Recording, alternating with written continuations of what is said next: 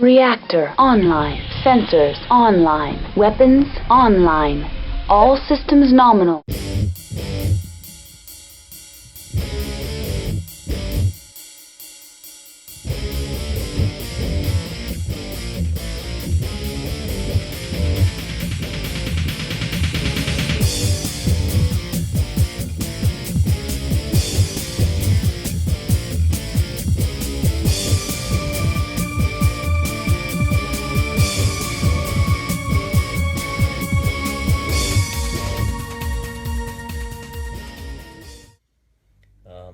One of the requests for tonight was to talk about chipping and weathering and how I get that effect. And another one was about doing gold. Now I did a little bit of gold with our surprise tutorial to test everything out on Friday night. And we can see the starting results of that here. And you might remember this technique started with a black primer spray from a can. And then I went over it with a good solid spray gold color as well. And then, with the airbrush, applied different highlights. And that's how we get this really nice bright gold color. Now it's not done yet, because the next step is going to be to apply some shading with some glazed inks to it. So, then for this one, we'll do some chipping and weathering work. We'll use a series of browns and oranges for that. Starting with a base P3 Battlefield brown, though any dark brown like scorched brown will work. Then we want kind of a red brown like this blood tracker. We could also use this Iridian Flesh, or Bootstrap, or Guncore. And then we also want, towards the end of it all, this color, an orange. The idea is we want it to look rusted, so almost time for us to start. To get the chipping effect, we're going to use some AK worn effect or some AK heavy chipping on it. That we'll figure out as we're going through the tutorial. The end game is to get something that looks like that one rusted and worn Highlander and Banshee that I did. Put up some stilts on it. And that should be something that we can achieve in one 20-minute to a couple hour session. Okay. It's 8 o'clock, let's go ahead and get started. At some point, I would really like to bring my laptop in so I can play music in the background. Not just for viewers' entertainment, but also because it helps me paint. And I think the soundtrack that you use to paint is very important to deliver the finished product that you want. So, real quick recap for those of you who have just joined us. This was what we worked on with our first test session Friday evening, how to go from a spray can gold up to highlighting with the airbrush to get this really bright gold. Like I said, this is not a finished piece yet. We still have some glazing to do with inks and some lining to do, but that gave us an idea how to work with those metallics. That video is on the Captain Ed's Mech Hanger page, and this will be something we'll be working with more in the future. This afternoon, I did another quick test session to check the connection and everything with this green miniature, where we went from a completely black primed mini to these green highlights. Now that's kind of dark. Let's do some light adjustment here. Now that lamp is on. Now that lamp is on. Now that lamp is on. The lamp's a little hot. Okay. So here, yeah, look at that. That's better. We went from a black prime and put on several layers of green to get this color. It could do with maybe one more layer of highlight before we apply the washes to it. And then for tonight, we're going to hit this black primed quick draw with some brown rust light colors to work up to a worn effect. So let's get started. Like with colors, it's often best to work from dark to light. That's how we do most of our highlighting, and it's going to work the same even with these rust effects. So the first thing we're going to do is figure out where I put my water now that I've moved my table around. And that's going to make a trip over here so that things don't get spilled. With the dark brown that we have, this battlefield brown, I'm going to apply 2 drops with a brush into my reservoir. Now, you can do this same technique with these same mixtures that I'm giving you with dry brushing. So, find an old dry brush and just slop the paint on there, and that'll work just as well. I'm using the airbrush just because that's my thing right now. I will tell you, if you use the dry brush to do it instead of the airbrush, you will get much more contrast in your final colors. And that can be a good thing if that's what you're going for. Okay. While I was talking about contrast and dry brushing, I put a couple drops of airbrush thinner into the paint pot, and I'm mixing it with the brush, sorry Todd, to get a mixed up whatever. My usual ratio is 2 drops of thinner to 1 drop of paint, sometimes 3 drops of thinner to 1 drop of paint. It kind of depends on the consistency of the paint beforehand. Like with all things, fewer light layers is better than one heavy layer. So we're going to start by giving the brush a quick test to kind of clear out the valve, and a few light coats of this brown paint all over the miniature. Now for this, we want it to cover everything on it. Make sure we get nice coverage. It doesn't have to be even coverage, but what is important is that we cover all of it. Because what's going to happen is this undercoat is going to be where the chipping stuff shows through. The chipping mediums work a lot like something in modeling called the hairspray method. I don't know exactly what that means because I've never done it. That's just what I've come across in my research. So if any of you guys are scale modelers as well, feel free to chime in and explain what that means for the hairspray method. If you do have questions, please feel free to post them as we're going along, because I am watching the feed, though it might take me a minute to get to it.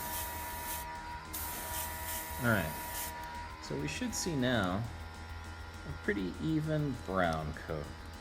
Real exciting.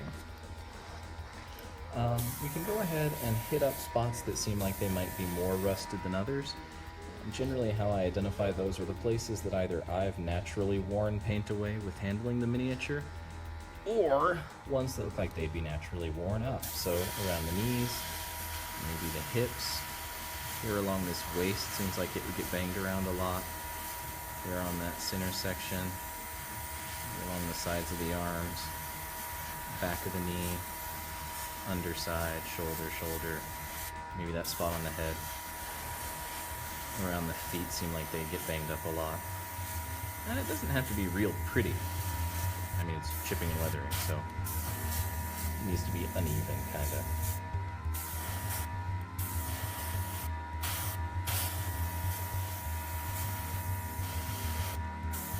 Now this isn't the only method of chipping and weathering, and before this is all done, we'll actually implement a couple different ones. There is no one tool that makes every miniature good, and there is no one trick. So it's important to have a very diverse set of tools and techniques at your disposal.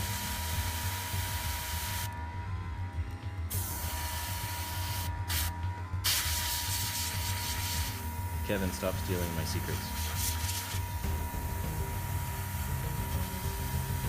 Okay, so we can see there, we've got a pretty even brown coat on it.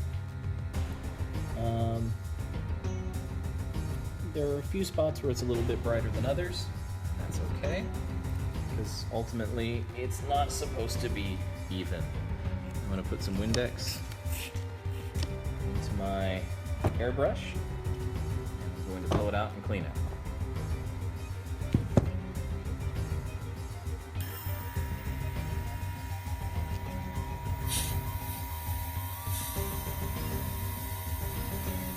Kevin, I'm going to purposefully teach you wrong. Just like that one guy on Kung Pao. So we're washing out the airbrush. We've applied a dark brown coat over all of it, and that gives us a base for what will be our chipping and weathering. We're going to wash this out. We don't have to be super picky about all of it getting out. We just need to get enough of it out so that we can use it again.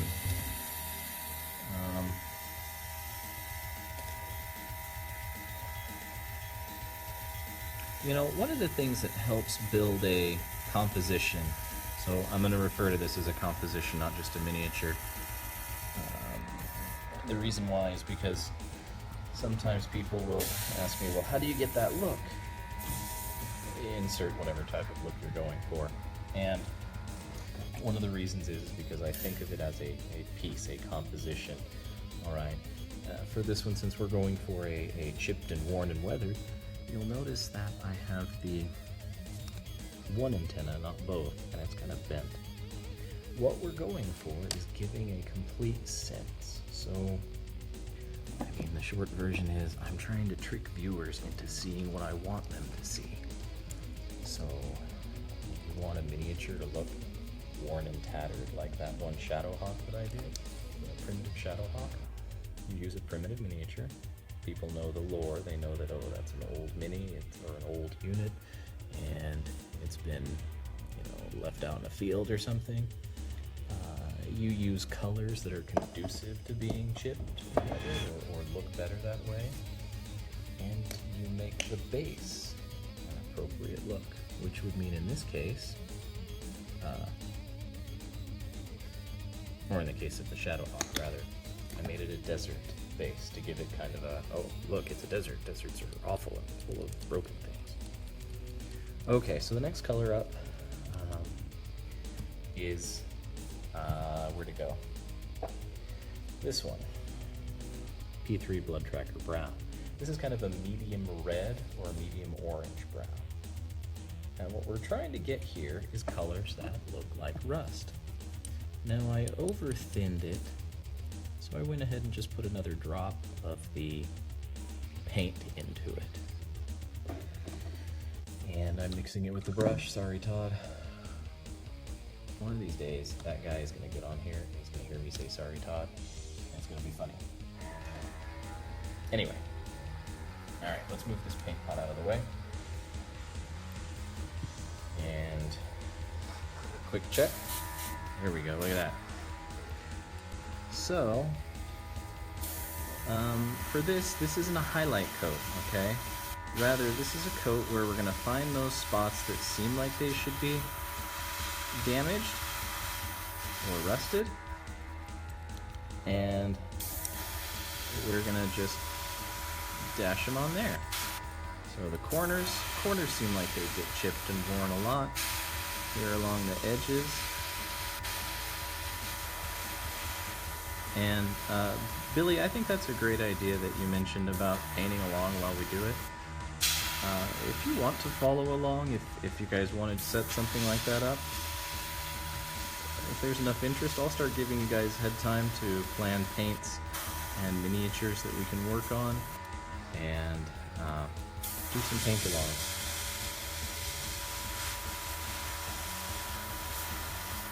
So like I said, the knees are spots that I'm working, those hip joints, anywhere that seems like it would get scratched or rusted or damaged.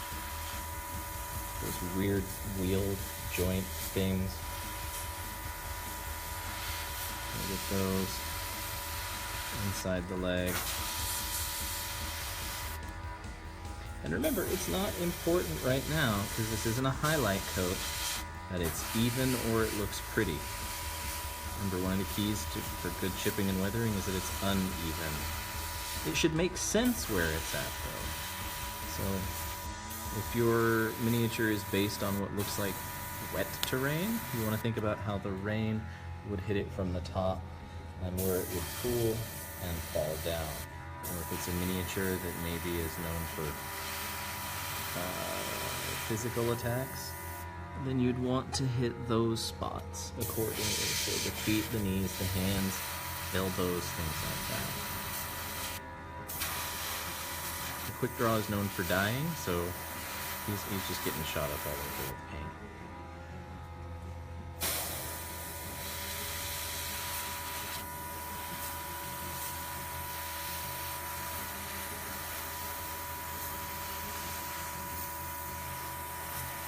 It's okay that these are random dots. What is going to happen is once we apply the chipping medium, it's going to come through, and the more random nature of it, the better for it. But notice I'm not really working the joints there, but maybe I should. Let's experiment a bit. You know, that's one of the other tricks to painting, is not being afraid to experiment. So, and you've heard some of my painting rules before that I pulled up from art class. Paint what you see, not what you know. Draw what you see, not what you know. Another one that I'm going to throw out, oh, and steal. So, find artists that you like and copy them. But one of the other ones that I really like to do, that's really important, is don't be afraid to experiment. And what I mean is, when you're painting, know that the miniature that you're painting now is to make the next one better. So play with new techniques, try new things. If it doesn't work, okay, don't do it again. If it does, awesome. You wouldn't have learned it if you didn't try it. So, the Bob Ross of painting miniatures. Well, we haven't had any happy little trees yet, but we might be getting there. Although I will say, I think there's a lot of stuff that Bob Ross said that's right. Really, from a teaching and a sort of philosophy of art way, I would say maybe watch a few episodes of that and really listen to what he's telling you about just kind of painting what you want it to be. So, kind of a frustrating thing for my end is when people see work that I've painted and then are discouraged about painting. That's not what I'm trying to do. Painting for me isn't an ego boost. Part of it is I paint because I'm a super nerd and I really like the story and the universe and the fiction. Another part of it is it's a way that I'm creative, and you can ask the people who know me in the world that, yeah, that's kind of one of the things I just have to do at times. But the other part is making sure that what I'm learning and what I'm doing is taught. Because it makes me better to think about it and teach as I do it, and it also makes the art better as I do it. So, as challenging as this would be for me to do for the sake of competition, I feel like it makes everything better by sharing the information. And now we have a happy little quick draw. We could go up another layer from that red. We've got this one, the gun core brown, so there's your bootstrap on the one side and there's gun core on the other. But I think I'm just going to jump straight to the orange. Doing the more gradual transition would be okay, but I'd kind of like to be able, we've been painting 20 minutes, man, I better hurry, to at least get this started. Alright, so I've put one drop with a brush, sorry Todd, of this orange color that my camera's not focusing on, so of the Candor red highlight. And notice that's a pretty bright orange. That's okay. That's what we want. When you're working with an airbrush, you have a little bit more freedom to jump up to the next bright color more quickly because of how the colors feather. So we're gonna mix that in with 3 drops of thinner, I think I used. The paint pot. Wash out the brush. Another rule of painting, when you wash out your brushes, don't jam them onto the bottom of the water. That messes up your bristles. Okay, so here we go with the orange. We want to keep a little bit of that previous layer still showing. And if we overspray or we find new spots to have orange rust, that's okay. All right, you might notice here on this arm that some of it is kind of pooling. Normally when we're airbrushing, we don't want that. But if it happens now, that's okay. If it looks uneven and you know, kind of a natural look to it, or erratic look, that's okay. We don't want it to be even on this piece. So, try and get some in those recesses. Seems like paint or rust would collect there, along there. Do some spotting along the head. And if you get too much on it, just take your finger and wipe it.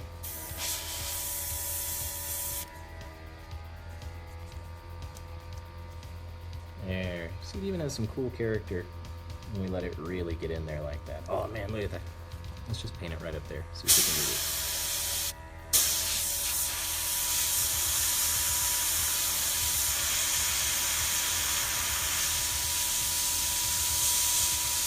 I'm so worried that I'm gonna get paint on my phone.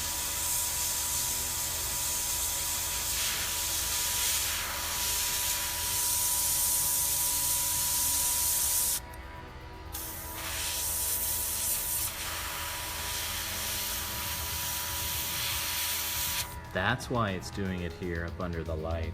Because the light's causing it to dry with the heat. Hey, there's Glenn.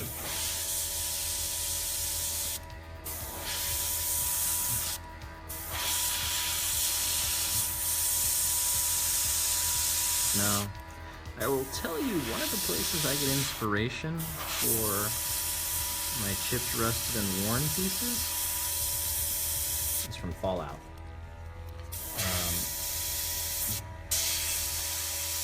And Charlie the boy has been sick lately, so someone had to stay home with him, which means that was Dad or Mom, and when it was Dad's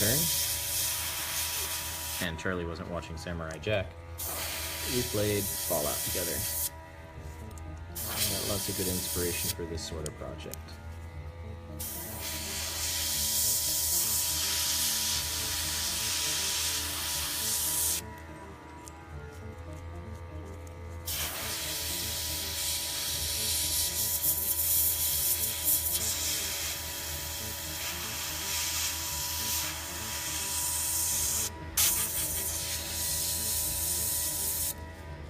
Remember guys, if you have any questions as we're going along, please feel free to type it up and ask for me.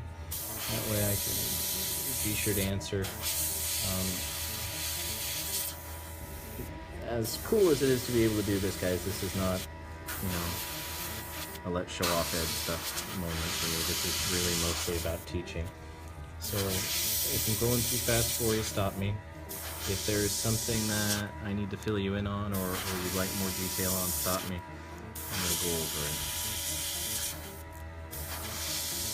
Because otherwise you're kind of just watching me paint and it's a little boring. So again, you'll notice that this brown, or rather orange, isn't going in necessarily a predictable pattern. We're just kind of tossing it in wherever seems like it would be rusted and weathered.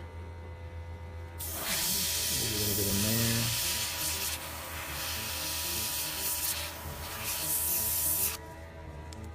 We still have quite a bit of paint. So we'll get some good contrast and get some more spots. I'm thinking about a quick draw, probably around the hand. Maybe it's done some melee work in its day.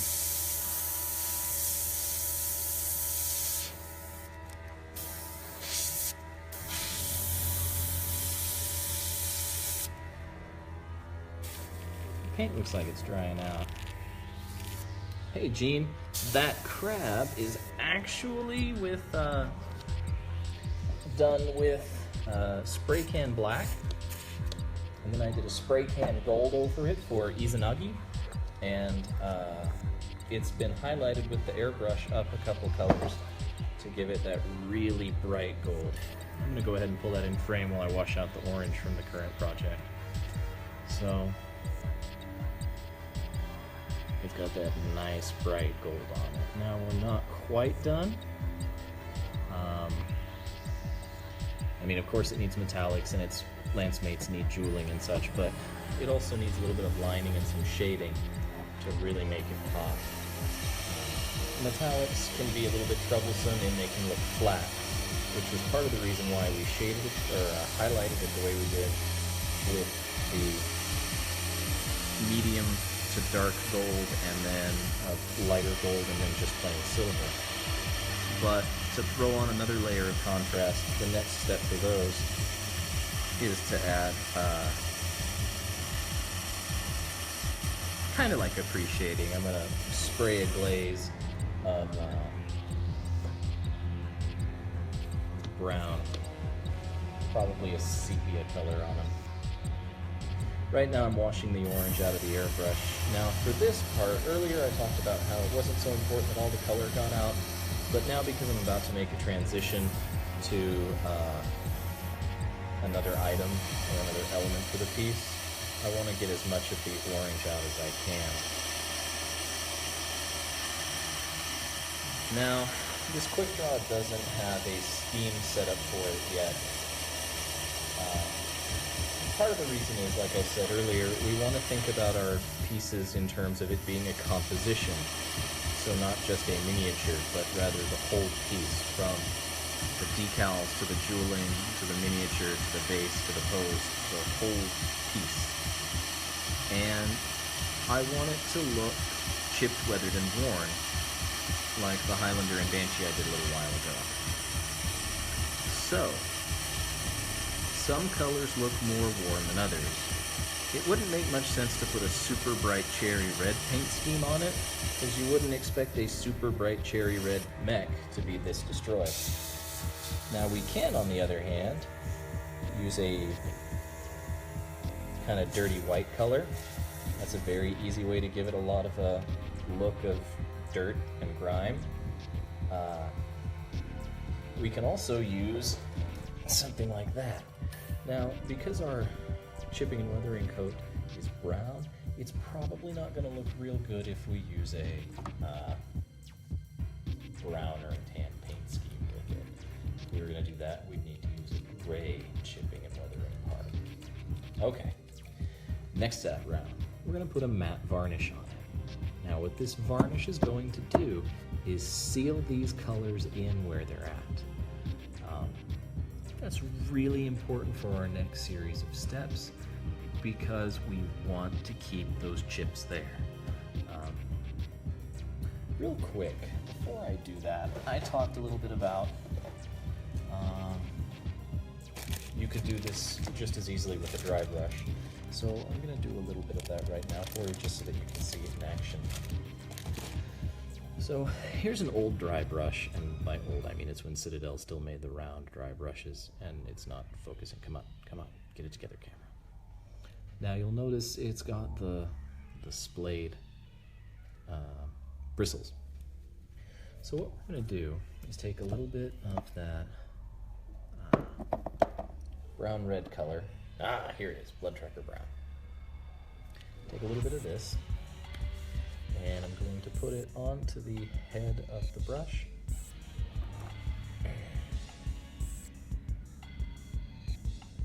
so. And then I want to do like you would with any dry brush and get most of it off. Now, this is where it gets kind of cool. We're going to use a technique called stippling. That means we're going to stab at the miniature. And you can see there, it's kind of popping up on it. Now again, random patterns are what we want, because that's, I mean, chipping and weathering is kind of random. Not exactly, I take that back. There are some parts of the miniature that should be more chipped and weathered than others. So that part is random. But the overall process, or those parts, the parts that should be more chipped and weathered, that's not so random. But the overall process is.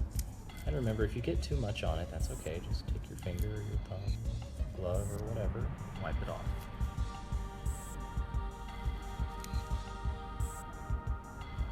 So you'll see with the stippling, kind of working the edges more. And those spots on the interior of the leg I didn't get so well.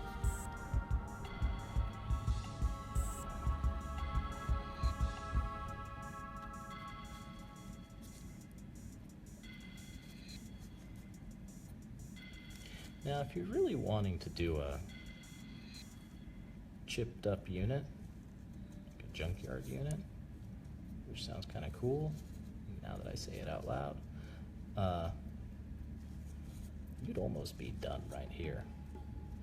You could go in and do a little bit of lining on it, maybe even get away with a wash, and you'd be done. Okay. So we put that color on it. We're going to use that same stippling technique with the orange. And you'll notice when we do stippling, as opposed to the airbrush, it generally comes out brighter. One other detail I might not have mentioned is you want to make sure that with each successive layer, we're kind of staying in about the same spot. So here, I'm going to go ahead and stipple inside the previous orange layer. That's a little bright. A little bit there.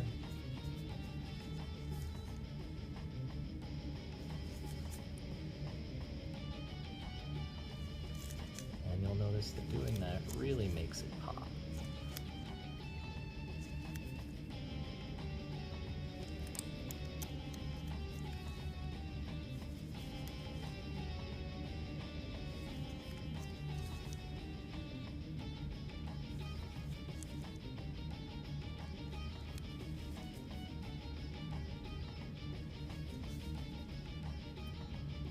One of the things I was talking about at the start was that I need to really get my laptop in here or something so I can have some of my painting music on. Because I find that certain soundtracks are better for certain projects. If I'm painting old miniatures and I really want to go for that old tech feel, I usually listen to like Blue Oyster Cult, one of the soundtracks that I associate with 80s Battletech. I'm going for Clan Invasion. Sometimes I'll put on the Battletech soundtrack, or the MechWarrior soundtrack. Ah, the camera!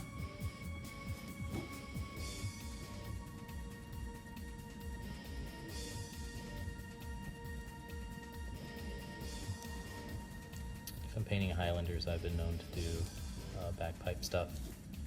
I think we all do that. When I'm painting DCMS forces, that's whatever is on my nerd playlists. Quite often, recently it's been Samurai Champloo.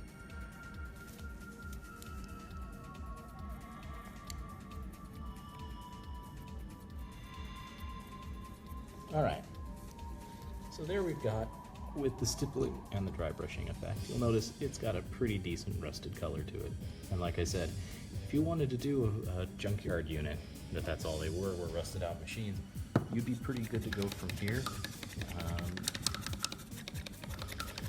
Maybe paint the joints in a bronze color or color with a very light dry brush of bolt gun or steel. And then it would be pretty good to go. This is about as fast as it goes there, Flyer. I'm pretty impressed that I've gotten this far in, I don't know, 30 minutes. So what we're gonna do next is put on that matte varnish. And this is going to protect the piece for when we eventually apply our chipping and weathering medium. Okay, acrylic matte varnish from Vallejo. This is really good stuff to use in your airbrush. If I'm doing a final varnish on it, Testers is one of my favorites, but it's kind of hard to use unless you're outside, so because I've kind of got to use this inside, we're going to use this one. I'm gonna need to clean up my airbrush soon. Okay, shouldn't take too much to do this, so let's do 1 drop, maybe 2. And we're going to put in the airbrush thinner, again about a 2-to-1 ratio. 1, 2, 3, 4. I should add, and this is kind of a differing philosophy. When I approach painting, it's not very scientific. It's kind of a whatever feels right or whatever seems right.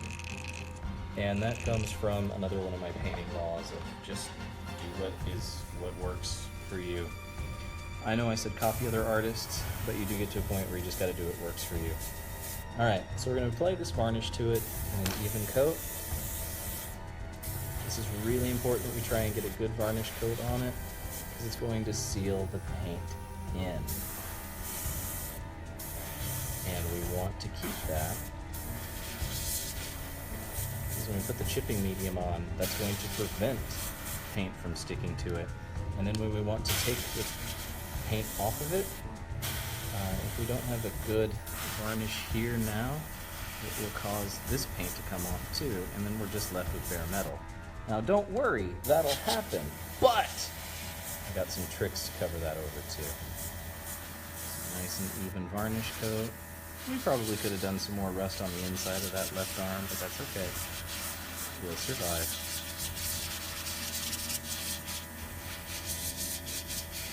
Poor quick draws, they can never seem to get me love.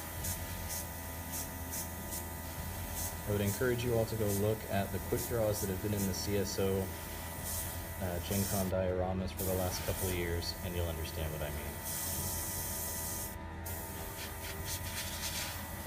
That sound you're hearing now is me running the airbrush with just the air engaged, so I haven't pulled back on the trigger.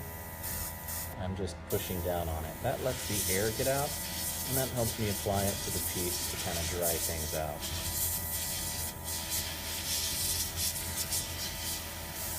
Looks like there's a, oh, that was the last bit of varnish that was in there.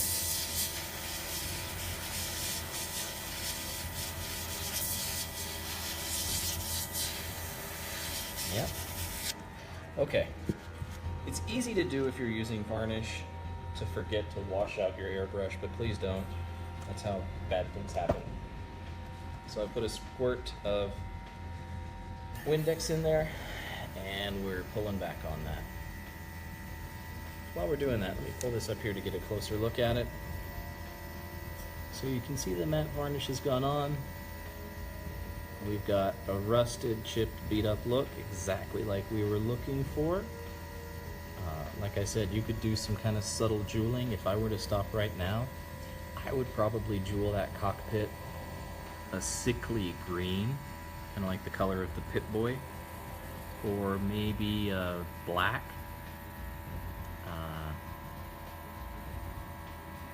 Do some lining on it and then call it a day. But we're gonna go a layer further. Okay. Any of the things I've shown you guys thus far can be done with dry brushing or the airbrush. So to recap, after a black primer coat, dark brown, this is battlefield brown, it's the same as scorched brown, heavy dry brush on everything, or airbrush on everything. The next is kind of an orange brown, this is blood tracker brown. There we wanted to dry brush or spray the parts where we would start to see chipping or weathering happen.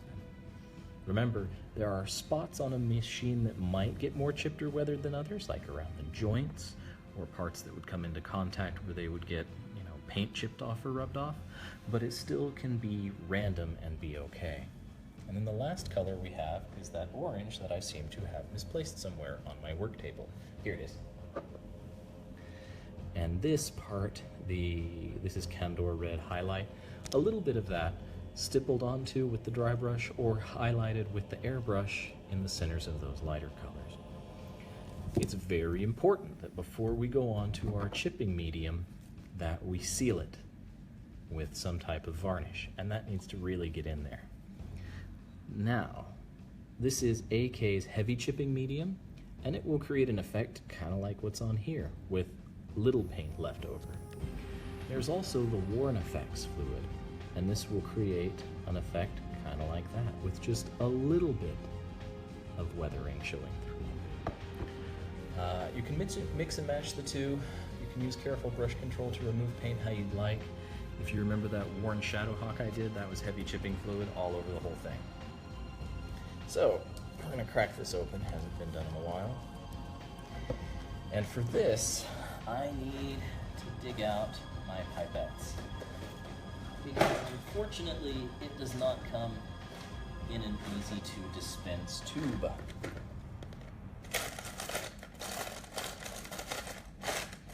Now, I could do what I've been doing all night and just use the brush to transfer it, and that might be what I end up doing.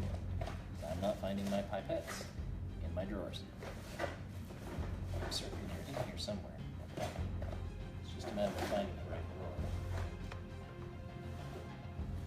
And that right drawer is eluding me. So, where was I? Where's the brush? Sorry, Todd. Okay. It's important to go ahead and get these layers. The more of the fluid you put on it, the less final layer of paint will be there. So, let's do 1, 2, 3, 4. And I'm going to go ahead and put a little bit of thinner in it. Now, an important detail. If you have this chipping fluid, can you brush it on? Yes, you can. In fact, you can do this. You take your mini, you take one of your old brushes that you use for washes, and you do this, and just brush it on like that.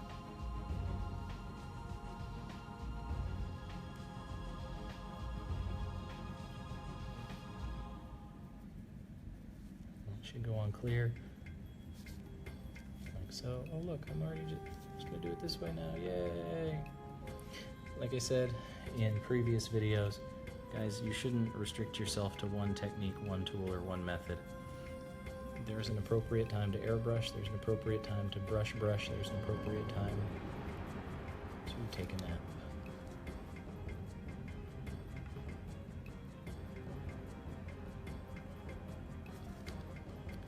Now, it's really important if you're using this chipping fluid to make sure that you get it anywhere that you intend to scrub it off. If you don't get it on something that you intend to scrub off and you start scrubbing there, you're going to rub all the real paint off. And that doesn't always work how we want it to. Okay. Getting the feet. All right. So that's how you brush it on. I have some in the airbrush. I'm going to go ahead and put that on too.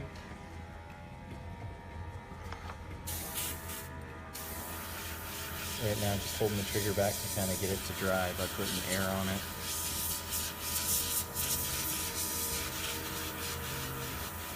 The chipping fluid, good question, Billy. So, where did I get this chipping fluid from? I want to say this came from eBay or Amazon. There is a Vallejo chipping fluid that I haven't used much, but that you can usually find in the paints at Hobby Lobby. There is also a way to do this with hairspray, but I am not familiar with that since I bought the chipping fluid. Now, one of the things you'll see before we're all done is there's a way to get really good chipping and weathering effects without doing any of this pre-work, and you don't need chipping and weathering fluid either.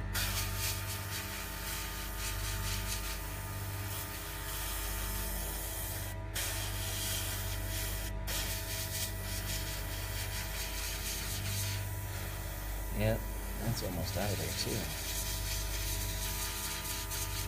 What this chipping and weathering fluid does is it makes it harder for the next layer of paint to really stick to the miniature.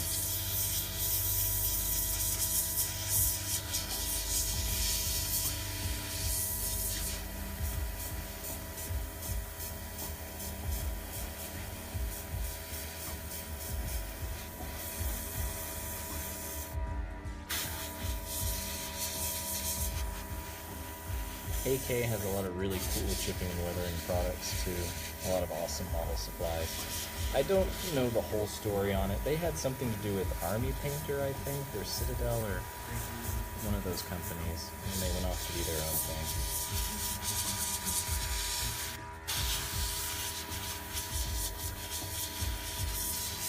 Alright, there's not too much left in there. I think that's plenty of fluid on it though, because I don't want all the paint to come off.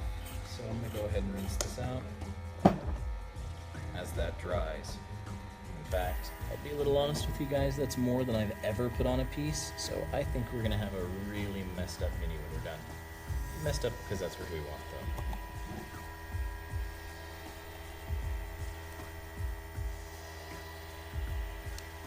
Now as this is drying out, I'm going to talk about the next set of colors. So from this stage, we're almost going to start painting from scratch again, which means hitting it with a primer coat of black primer, and then we're going to jump up into, let me put these back here for reference. Like I said before, I kind of want it to have that white color to it, look like a kind of sickly, gross white. So next will be Battlefield Brown. Bear with me, it's going to be cool. Alright, the color after that, this is kind of what I used on those ones that I did for the Battletech Painting and Customs Old versus New competition with the Arctur and Guard. After the brown, we're going to hit it up with this Minoth White highlight with just a tiny bit of Bordeaux Olive to make it a sickly green color. Then we'll do a little bit more of just the Minoth White, and finally, White. Now, to keep it kind of consistent with that green, I'm going to put the green also in with the Battlefield Brown. But, let's go ahead and get that new prime coat on, shall we? Alright, 1 drop, 2 drops, that should be plenty since I'm just doing one miniature. And then, 1, 2, 3, 4. Okay. Mix that up.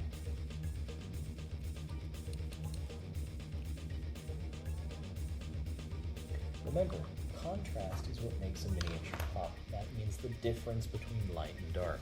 And being able to have, strong, different contrasts in a reasonable proximity to each other. Okay, test the brush. It's a little wet, but that's okay. And, here, come on phone, work with me here. There we go. Let's do it.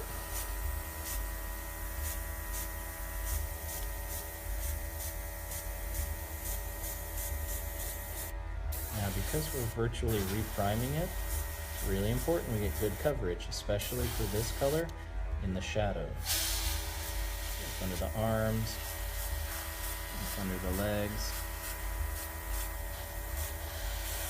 insides of the legs.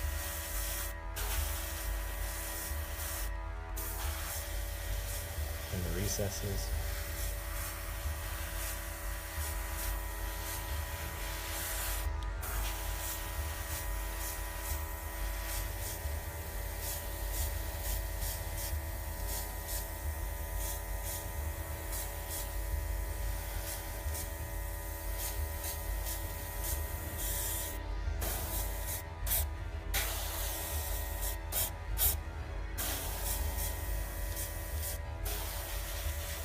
And that's not bad.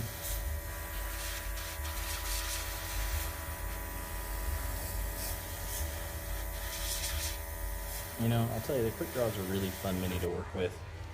For all of its other maligned reputation details. It's one piece, it's pretty easy to clean. Sometimes around the legs it gets a little challenging. It has a decent pose, relatively blocky, simple to work with. It's a good one to paint if you're trying to experiment or you want to work with new colors or anything like that.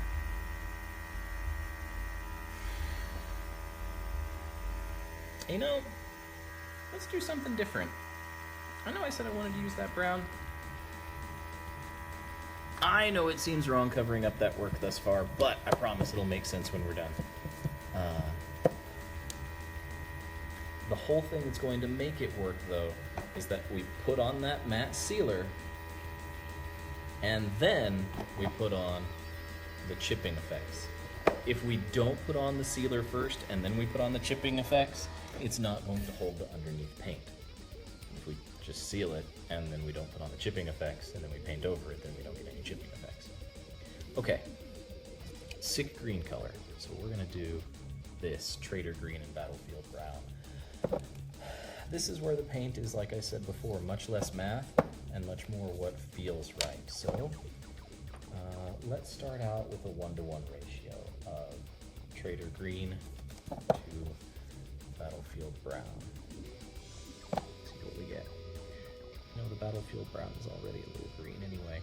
When you're mixing paint, I might have mentioned this in another video, but it's worth repeating. Light to dark is more challenging to mix than dark to light. That means put the lighter color in first and then add the darker one to it in little bits. I didn't do that right now, but this is one of those do as I say, not as I do things. So there we have the color. It's still brown, looks a little green. I'm happy. You know, I used to be afraid, like terrified of mixing paints because I was afraid that I could never get the color right again if I wanted to do it again. And I've discovered over time, one, if you're gonna mix paints a lot, either pre-mix them and store them in bottles or keep a reference sheet that has those colors on them. Or two, just mix it and see what happens. I've discovered in the military modeling world, there are a lot of debates and arguments about what color is what, and you know, different factories use different paint qualities and things like that. So what that means is it doesn't matter if they're a little different, it's okay. All right, now we've got this color loaded. We're gonna hit this at more or less all over. It's okay to leave some of the black in the super deep recesses. You'll notice I'm going to start with it at 45 degrees because what I want to do is get a feeling for where the highlights are going to be as we paint.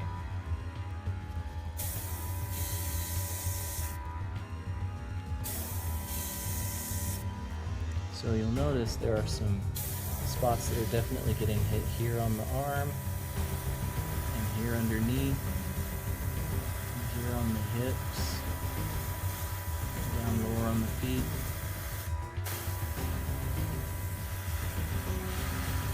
This is really important that this color gets a good even distribution. It might take a couple layers, and that's okay. Multiple layers that are thin is important. We want it to definitely have contrast.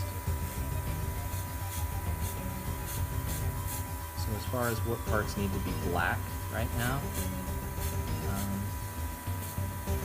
only the absolute deepest recesses.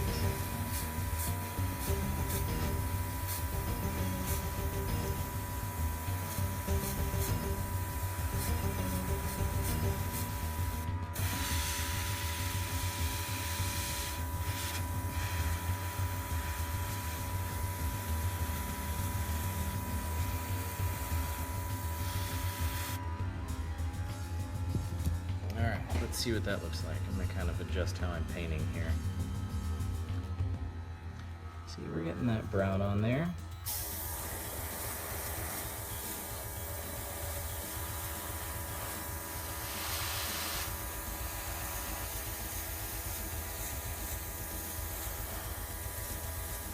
Okay, there's that. Now, that's a lot of wasted paint, but like I've said before, in all the years I've been painting, I might have thrown away 2, maybe 3 jars because I ran out of paint. And it's always better to run out of paint and buy a new one than it is to not do it correctly. That's going to cost you more paint in the long run anyway after you strip it, so you may as well use the paint. Alright, for this next layer, as I wash out the brush, we're going to use P3 Minoff White and Ordic Olive, but that's not going to be a 1-to-1 ratio. It's probably going to be closer to a 3 or 4 to 1 Minoff White to Ordic Olive, because we really want it to look white, but sickly white. Now, there are colors that are pre-mixed like that. I just don't know what they are offhand, and I don't have them with me. No reason to not mix it. Remember, dark to light. So we're going to do 2 drops of Minoff White to the reservoir.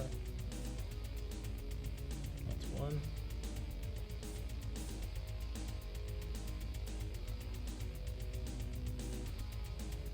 That's 2. And now, I really just want a tiny, tiny, tiny, tiny drop of Ordic Olive. That might even be too much right there. Funny enough, that wasn't enough. Okay, let's do a little bit more.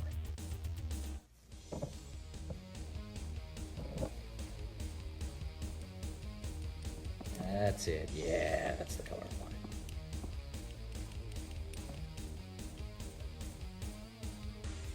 Okay, maybe just a little bit more green. That's definitely too much.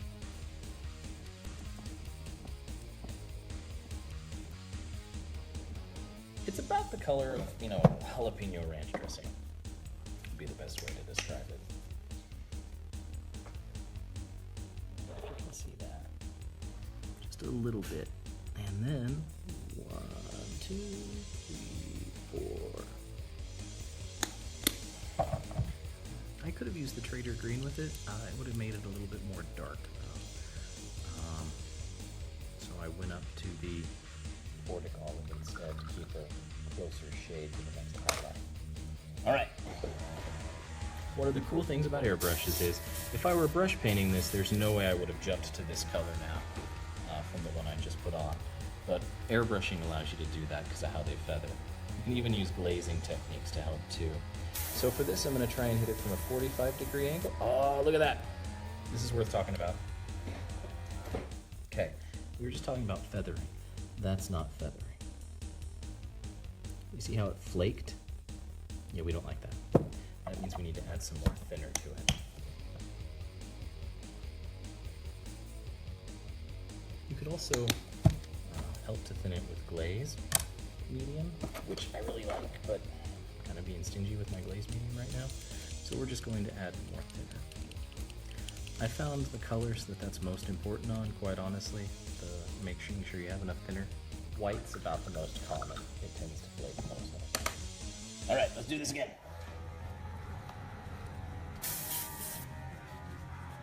Okay.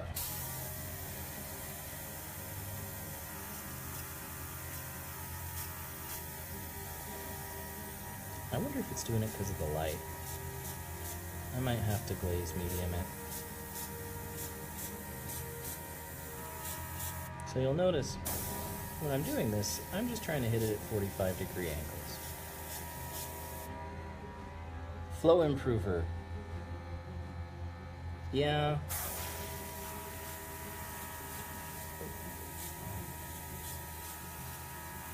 So I take it flow improver is something separate from the thinner.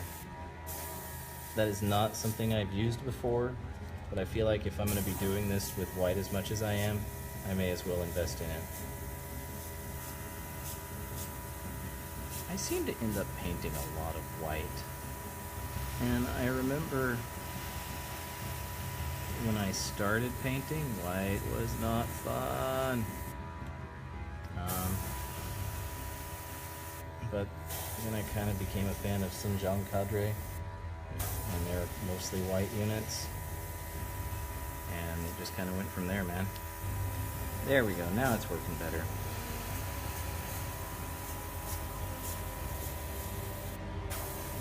Oh, you can't see it, that doesn't help.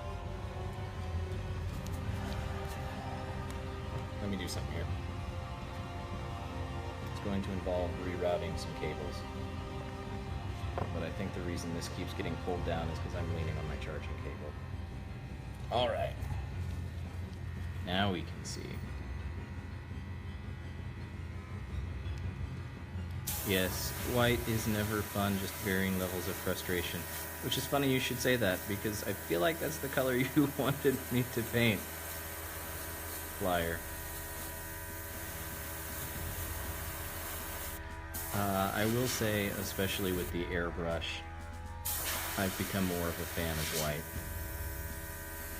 And that's partly because airbrush makes it easier. But also, I've figured out some tricks since I've started using the airbrush. What I'm doing now is I'm hitting it from a 0-degree angle, but with the same color, just so that I can kind of pick up some of the spots where the highlights would be. Remember, contrast is really important.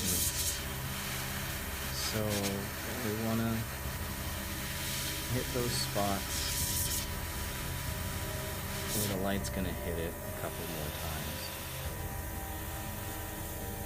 That shoulder's a good example. If you see it, how we've got a couple different layers of contrast there, and we're trying to bring up that same contrast all over the piece. So just like anything, airbrushing or brush brushing, layer upon layer upon layer. That's the only way to get it.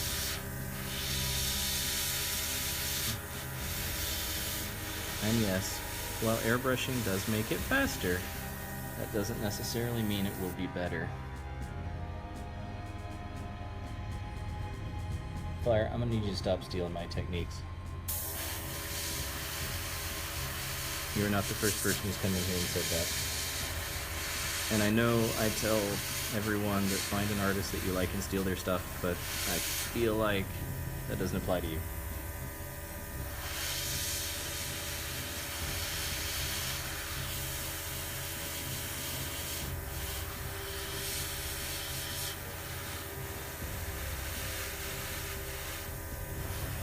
I tell you, one of the first minis I ever airbrushed was a quick draw. The plastic one. It was white. It was in Sunjang colors. And it was awesome. One of my favorite projects ever. I think I finished it in an afternoon.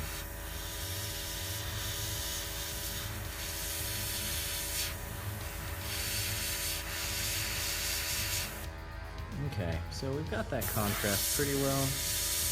I think we can go ahead and jump up to white. But I'm going to go ahead and show you what I'm getting. You see we've got that highlight there on the shoulder, and on the knees, and there on the arm. There are quite a few places where it got a little bit too light, but that's okay, because we're still going to pull the color up at least one more level, maybe two before we're done. So washing the brush out.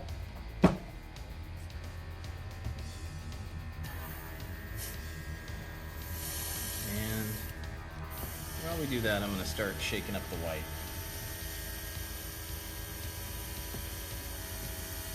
For this layer, I'm not going to do a green with it. I'll just use the white. You know, looking at this is kind of that color of, it's like Japanese aircraft white. Kind of digging it.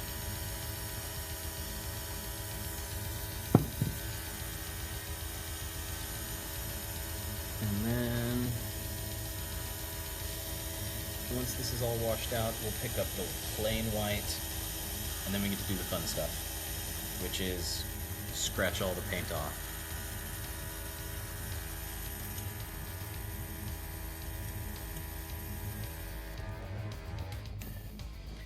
Now, we could, if we wanted, jump from there to here and then do white. Maybe we'll do that just to add one more element of transition to it. Contrast. Contrast is key in making airbrushing look good. Because you need to have all those different colors showing. And I've got a little bit more in there to clean out.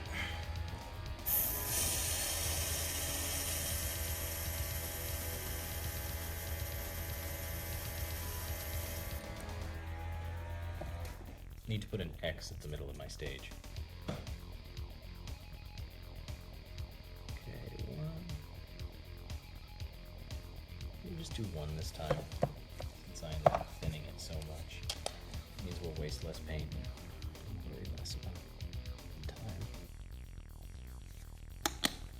time. Okay, mixing that up.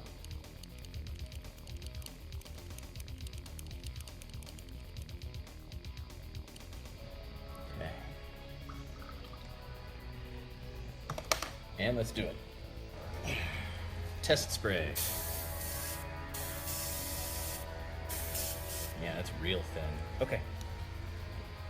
And I'm gonna do this from about 0 degrees. Just until I get an idea of where the color is gonna land.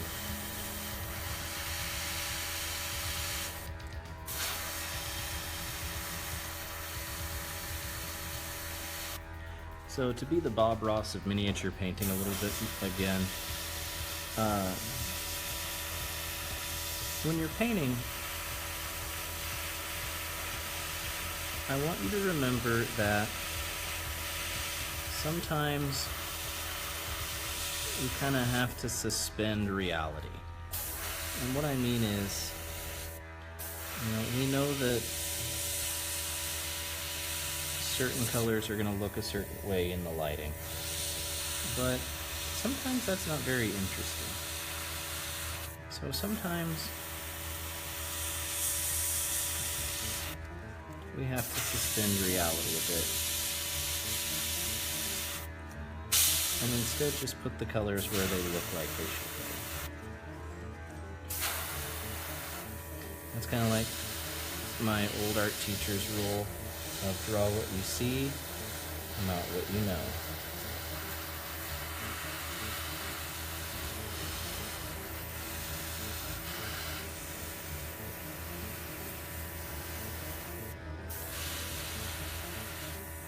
I don't remember her name. Her name was Lisa, but I don't remember her like teacher name. Come to think of it, art teachers don't seem to live long. I had 2 art teachers die while I was in school, and they were very young, Mr. Nissen and Miss Lisa.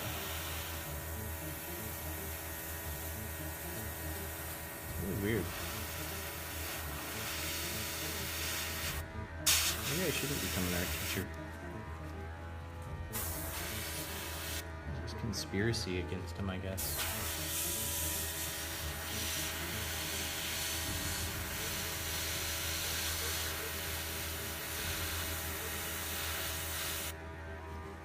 Alright, there. See, we're getting that contrast a little bit better now.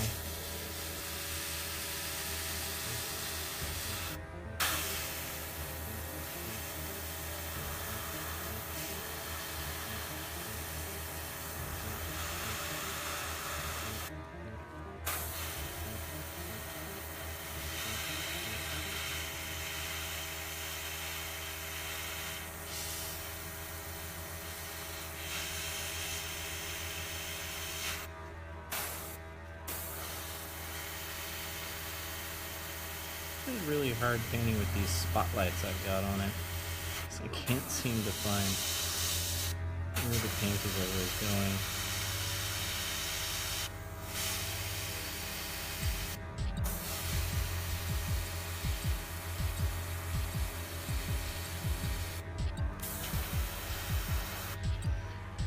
going. Alright, so there we go with the straight up Menoth white highlight on it. And I'm going to do just a little bit of pure white. And then we get to the fun part that is going to ruin the Baconator's day. You know, before he said it seems like a waste to do all that work and then paint over it.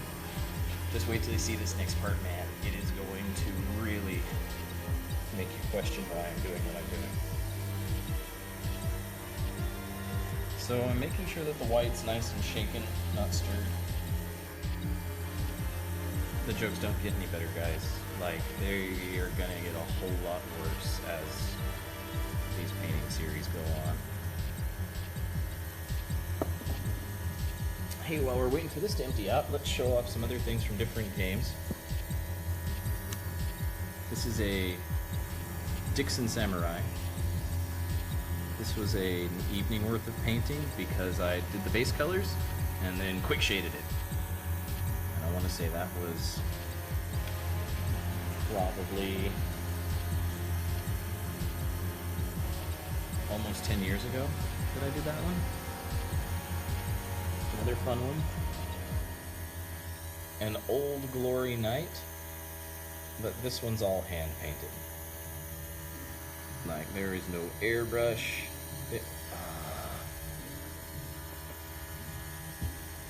Nani o itte imasu ka? Kaede-san, nani shiteru ka yo?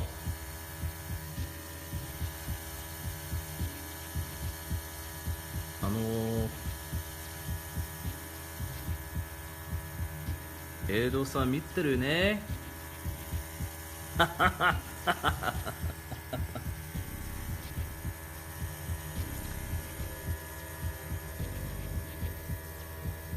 Unfortunately, Dak, I don't know if you're gonna catch me painting too much that's Draconis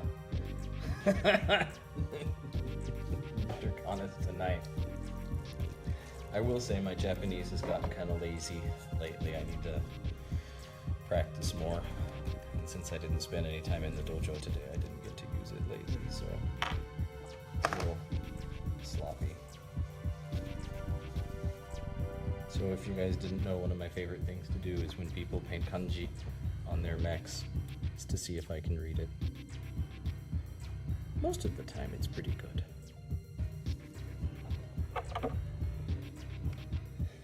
No worries. It should be all... As soon as we're done, I'm going to share it with the others, like the other videos, so it'll be up.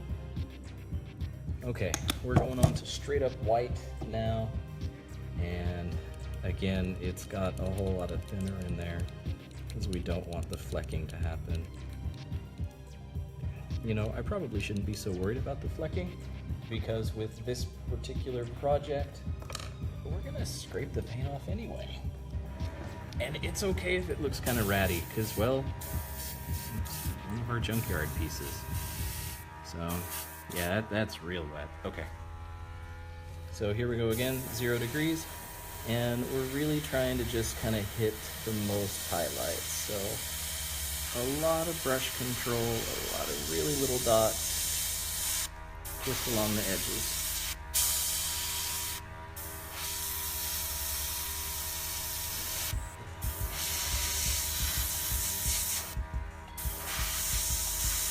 If we get overspray, remember you can always just brush it off with your finger.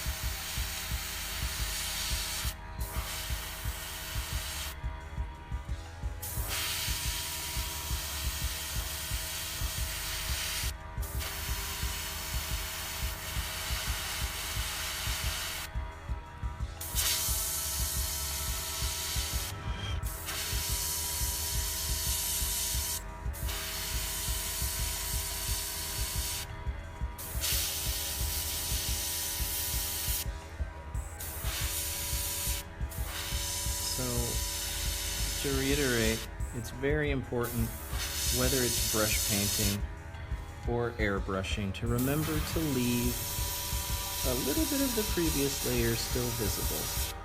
That's how you get those nice popping colors.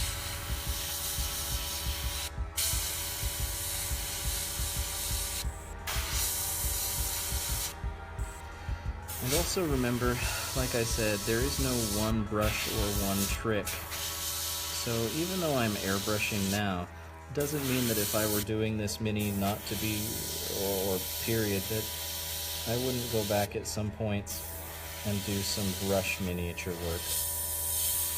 Most likely in the spots that need to be brightest, like where you get some edge highlights, some edge ups. Sorry, I'm a teacher. I hear kids say that all the time.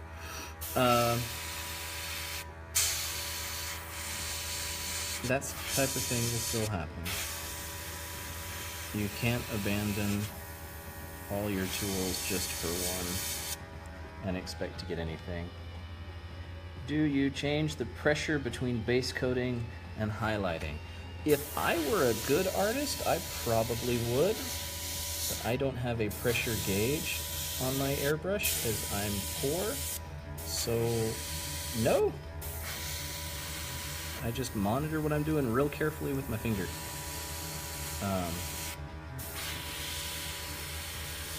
You know, it's funny that you should ask that, Baconator, because it goes back to that thing I said earlier about the way that I paint is very much a how does it feel, not is there a science behind it. And I'm sure there is scientific-y, mathy stuff to do, but really,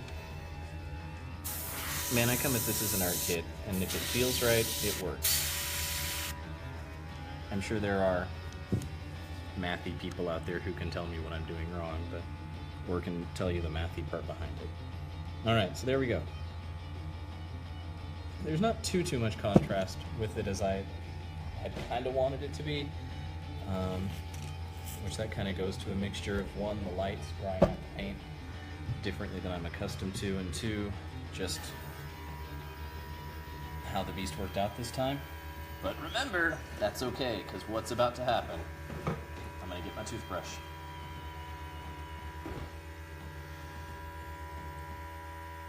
This is the next tool we need. Toothbrush. It's probably best not to get one you're going to use again. So as I'm washing out this airbrush for the last time for the moment, let me explain what's going to come next. This is my paint water, and I have a toothbrush. With the toothbrush, I'm going to dip it into the paint water and scrub the mech. There's a couple different ways you can approach this. You can opt to scrub the entire thing, or just in targeted areas. I think for tonight's demonstration, we'll opt to scrub the whole thing, but gently. Like all things in painting, it's better to do several gentle coats than it is to do one really heavy coat and ruin the whole thing. Real quick, because we're coming to the end of the painting, I want to make sure that everything's nice and cleaned out. Do some back blows into the airbrush, and I want to put a spray in here just to make sure that it comes out blue. If it comes out Windex blue, we're good to go. Do that back blow and empty it out. And I also want to go ahead and try and clean off this needle area real quick. A lot of these colors that I was using earlier, especially the whites, and the fact that I was doing it under the heat of these lamps, means that they were drying much quicker than I was accustomed to, so I want to make sure that everything's nice and clean. You know, thinking about what you said earlier, Flyer, I bet using that solution you were talking about that keeps it from drying so quick would be really cool to use under lights like this. Okay, here we go. So, here's the miniature. Remember, we put on the rust effects first. And man, the back of it looks really good though. That's the contrast I was looking for on the front. We put on the rust effects first. Now we're just gonna scrub it.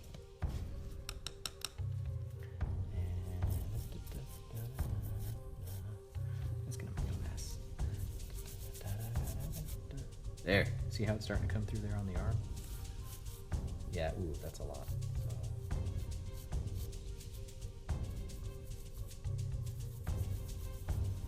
Gently.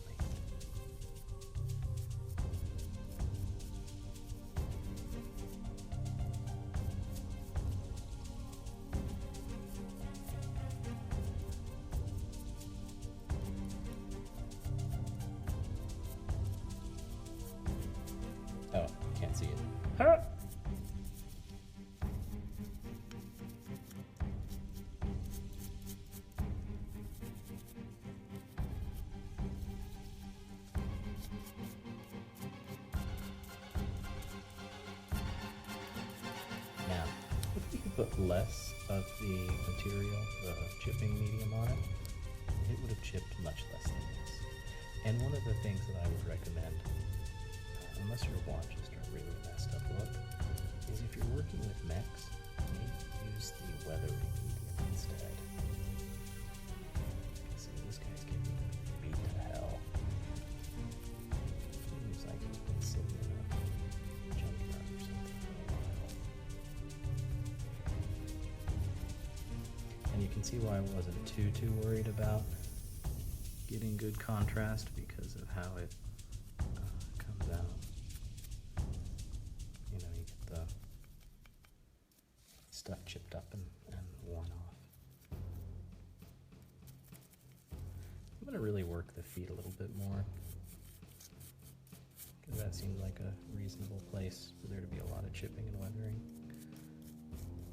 These back legs a bit, the shoulders.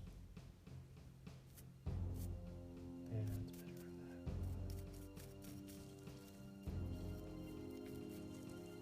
And sometimes it helps to have a variety of brushes for this. I have a couple that I use to clean my airbrush that I'll break out from time to time to get up under spots like that.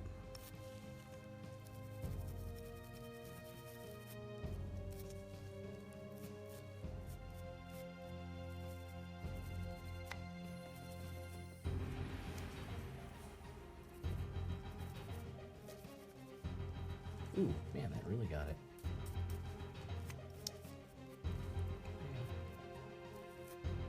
Now, let's take a trip over to the sink. Because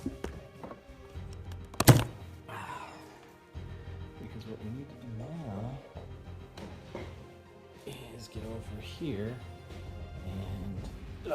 oh jeez, who's that fat kid? I'm gonna rinse it off real quick. Turn down the water because I don't want it to rub off too much of the paint. I'm gonna rinse it.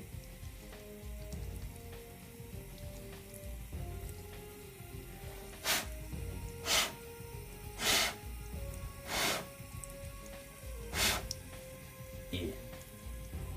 There's a giant paint fleck on it. Look at that. You see that?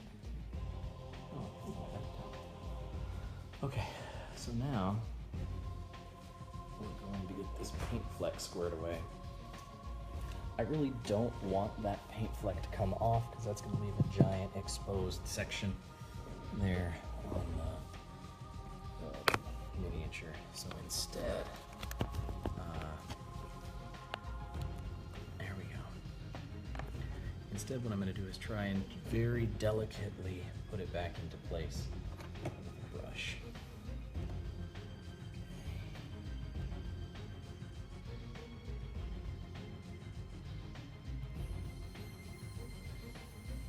Normally do this? No. But for this miniature, I'll make an exception. Okay. So, the next few steps for this piece, if I were to finish it right now, would be one, to dry the paint, which we're gonna do by just running an airbrush that's empty. So, same trick as before, just engage the trigger, and let it blow on the miniature. I'm also going to hold it up to the light to kind of get in there.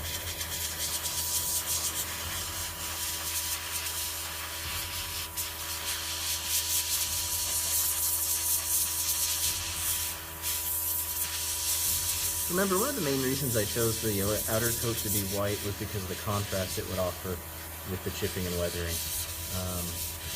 If you're going to do dark brown and medium brown and orange rust, I suggest a color like white or blue or something like that. If you're going to do a different type of chipping, like maybe a gray chipping, red works really well with gray chipping. Trying to think of other colors that work well with gray chipping. One that's really hard to get to do if you're going to do chipping is a brown paint scheme. So, usually for that I use a different method. But, once you get all this water dried up,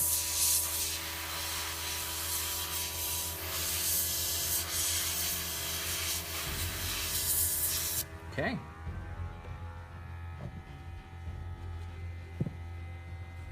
Do a time check. 9:23. All right. So next thing we want to do with this, before we kind of finish it up for this part of the tutorial, is make sure we varnish it again. And that would be for this layer, a matte varnish. Get it nice and secure now. That means the paint that's on there, that's left on there after the chipping, also to put another coat of varnish over the paint that got chipped. So, using the Vallejo Airbrush matte varnish, you can brush on varnish. This would be a phase that if I were doing it with a hand-painted miniature, that I would go after it with Tester's spray varnish. Make sure it gets in there nice and a good solid varnish coat on it. Okay, we mix that up.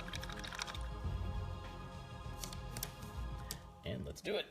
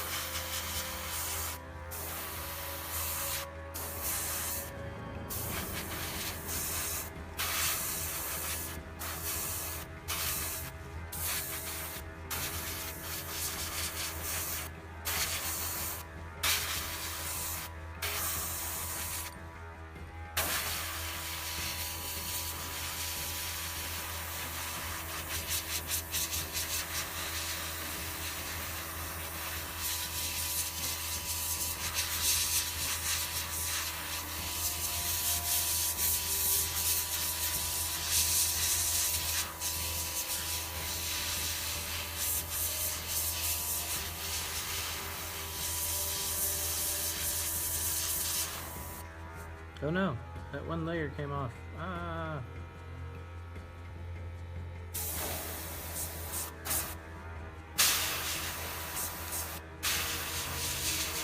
Nope.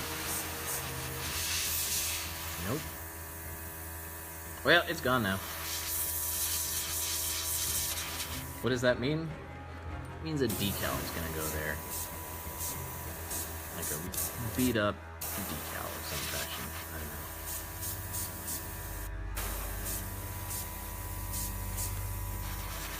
Suggestions for what faction this piece will be? Add them to the comments.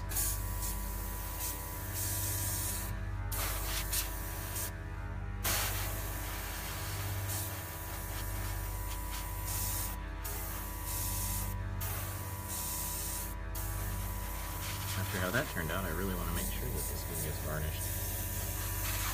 And there's the last of it. Alright, let's clean this brush out. And I think that's where we'll call it for tonight's edition of Saturday Evening Live. So we went from a black primed miniature to some rust effects that can be stippled on or dry brushed or airbrushed on with a dark brown, a medium orange brown, and an orange color.